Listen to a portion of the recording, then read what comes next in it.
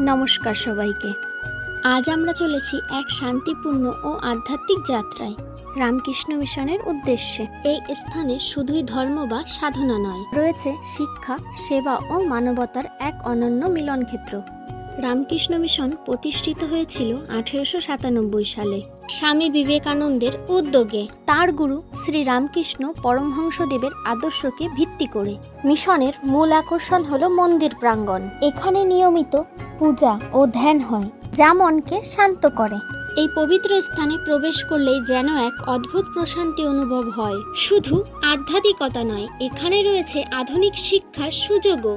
School, college, গ্রন্থাগার সবই পরিচালিত হয় সেবার আদর্শকে ভিত্তি করে। রামকৃষ্ণ মিশন সেবা কার্যক্রমেও অগ্রগামী।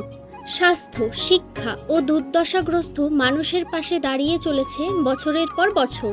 এই মিশন শুধু দর্শনের জায়গা নয়, আত্মবিশ্বাস, মানবতা ও সেবা করার প্রেরণাও দেয়। শান্তি উপভোগ করার জন্য একবার ঘুরে আসুন রামকৃষ্ণ মিশন। আজকের মতো ধন্যবাদ আপনাদের সঙ্গে থাকার জন্য।